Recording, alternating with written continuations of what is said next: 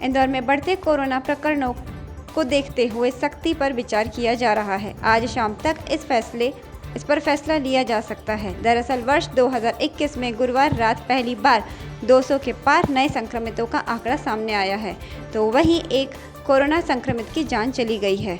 Corona के बढ़ते प्रकोप को देखते हुए आज शाम 5 बजे रेसिडेंसी कोठी पर आपदा प्रबंधन समूह की बैठक बुलाई गई है। पिछले दिनों शासन प्रशासन दोनों ने ही आंकड़ों को देखते हुए इंदौर और भोपाल में रात का कर्फ्यू लागू करने की ओर इशारा किया था। शाम को होने वाली बैठक में इस पर फैसला लिया जा सकता है। नाइट कर्फ्यू के बजाय शनिवार रविवार को बाजार बंद रखने जैसे फैसले पर भी विचार हो रहा है। शहर में जिस तरह से हर दिन कोरोना वायरस से संक्रमित मरीजों की संख्या में इजाफा हो रहा है, उसे देखते हुए हर कोई यह कह रहा है कि अब कुछ बड़े कदम उठाने होंगे। बैठक में जनप्रतिनिधियों के साथ ही मेडिकल और प्रशासनिक अधिकारी मौजूद रहेंगे, जहां पर वर्तमान में कोरोना के संक्रमण से बिगड़ते हालात की जानकारी की जाएगी। इसके साथ ही इस संक्रमण की बढ़ती रफ्तार को रोकने के लिए किए जा रहे प्रयासों के बारे में भी बताया जाएगा। इस बैठक में ही यह फैसला होगा कि इंदौर शहर में रात का कर्फ्यू लागू किया जाए या नहीं।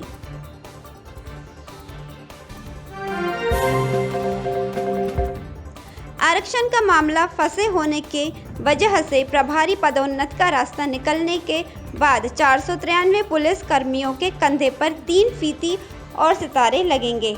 हालांकि इसमें से 4 आरक्षक और 6 प्रधान आरक्षक ने पदोन्नत लेने से मना कर दिया है। इस संबंध में सभी ने स्थापना में आवेदन दिया है। किसी ने उम्र का हवाला दिया तो किसी ने शारीरिक रूप से सक्षम न होने के कारण बताया है। पुलिस सूत्रों की माने तो ऐसी संख्या 40 तक पहुंच सकती है। बहरहाल पदोन्नत की वर्षों से राह देख रहे अधिकतर पुलिस कर्मियों में खुशी की लहर है। पदोन्नत पाने वाले पुलिसकर्मी वेतन पहले से पा रहे हैं। अब प्रभारी पदोन्नत मिलने से आगे की जिम्मेदारी भी निभा पाएंगे। जिला पुलिस को भी 219 नए विवेचक प्राप्त हो जाएंगे। विवेचक न होने से कई थानों में लंबित प्रकरणों की संख्या बढ़ती जा रही है। हर दिन प्रधान आरक्षक व एएसआई के पद पर कार्यरत लोग रिटायर हो रहे हैं।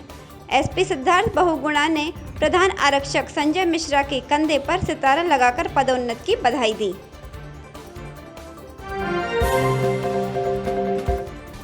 खजराना शमशान घाट पर आस्था के साथ खिलवाड़ किए जाने का एक मामला सामने आया है। तीसरे दिन वृद्धा की अस्थि संचय करने पहुंचे परिजनों को मुक्तिधाम पर अस्थियां गायब मिली। अंतिम संस्कार स्थल पर साफ सफाई देख परिजन नाराज हो गए। उन्होंने कर्मचारियों से अस्थियों के बारे में पूछा तो वे संतोषजनक जवाब नहीं दे पाए। इस पर गुस्साए परिजनों ने पुलिस को बुलाया और मामले की शिकायत की। उन्होंने सीएम हेल्पलाइन पर भी लापरवाही की बात बताई और उचित कार्रवाई की मांग की है। परिजनों का कहना है कि मुक्तिधाम के पास स्थित नाले में अस्थियां फेंक दी गई हैं, तो वहीं कर्मचारियों का कहना है कि कोई अन्य परिजन अस्थियां लेकर चले गए हैं। दतिया के महारानी लक्ष्मीबाई हायर सेकेंडरी स्कूल के सामने स्थित नीलकमल फर्नीचर की दुकान से 2 चोर आधी रात को करीब 2 लाख का माल समेट ले गए। चोर रविवार सोमवार की रात करीब 1 बजे आए। हाथ में टॉर्च व प्लास्टिक की बोरियां लेकर दुकान में घुसे और 2:15 बजे बोरियों में एलईडी टीवी सहित अन्य सामान भरकर मजदूरी की तरह गठरियां सर पर रखकर चलते बने। पूरी घटना सीसीटीवी कैमरे में कैद हो गई है। अब पुलिस इन्हीं फुटेज के आधार पर चोरों की तलाश कर रही है।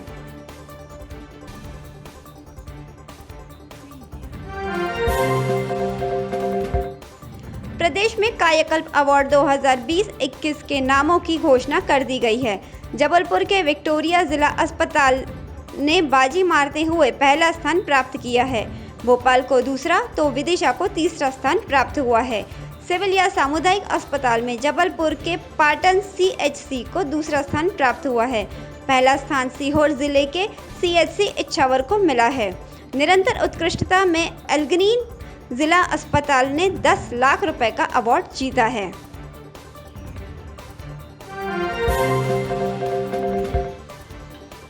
बदहाल यातायात सुधार के लिए नित नए प्रयास किए जा रहे हैं। चालानी कार्रवाई के बाद अब इंदौर ट्रैफिक पुलिस ने 2150 से अधिक वाहन चालकों के लाइसेंस कैंसिल करने के लिए परिवहन विभाग को भेजे हैं। पिछले कुछ दिनों में ही ट्रैफिक पुलिस ने चालानी कार्रवाई से 15 लाख रुपए जुर्माना वसूला है। डीआईजी मनीष कपूरिया के निर्देश का पालन नहीं करने पर एएसपी ट्रैफिक रंजीत सिंह देवके ने बैठक लेकर सभी अधीनस्थों को निर्देश दिए थे कि ज्यादा से ज्यादा चालानी कार्रवाई की जाना चाहिए, वो भी शराब पीकर वाहन चलाने, तेज गति से वाहन चलाने और रॉन्ग साइड जाने वाले वाहन चालकों पर प्रतिदिन कार्रवाई की जाए। इस बैठक का असर ये हुआ कि ट्रैफिक अफसरों की फौज ने 3500 वाहन चालकों पर कार्रवाई कर 15 लाख रुपए की जुर्माना राशि वसूली है। डीएसपी ट्रैफिक उमाकांत चौधरी के मुताबिक ट्रैफिक पुलिस के द्वारा विगत सप्ताह में प्रभावी कार्रवाई करते हुए शराब पीकर वाहन चलाने वालों, तेज रफ्तार वाहन चलाने वालों और वन वे का उल्लंघन कर रॉन्ग साइड चलने वालों के विरुद्ध कार्रवाई की गई। दवा व्यवसायी को ठग ने 10 रुपए की लिंक भेजकर ठगी का खेल शुरू किया और कुछ ही मिनट में 90,000 रुपए खाते से साफ कर दिए। घटना 2 दिन पहले इंदौर के गोल पहाड़िया इलाके की है। ठगी का एहसास होने के बाद पीड़ित एसपी ऑफिस में साइबर सेल पहुंचा। यहां से उसे क्राइम ब्रांच थाना जाने को कहा। जब क्राइम ब्रांच पहुंचा तो वहां से राज्य साइबर थाने कंपू जाने को कहा। कंपू पहुंचे तो जवाब मिला कि ये तो साइबर ठगी ही नहीं है। इसके बाद पुलिस की उन सभी दावों की पोल खुलती है जिसमें कहा जाता है कि ठगी का शिकार 24 घंटे के अंदर पहुंचे तो पुलिस उसका पैसा वापस दिला सकती है। आखिर में पीड़ित एसपी ऑफिस में आवेदन देने में सफल हुआ।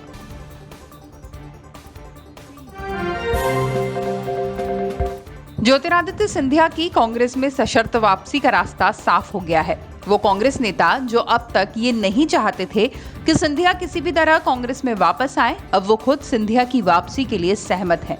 सिर्फ इतना ही नहीं, वो वापसी पर सिंधिया के स्वागत के लिए भी बेताब है। जब से राहुल गांधी ने कहा है कि सिंधिया अगर कांग्रेस में होते तो शायद सीएम हो सकते थे और फिर कहा कि कांग्रेस समंदर है, यहाँ सबका स्वागत है।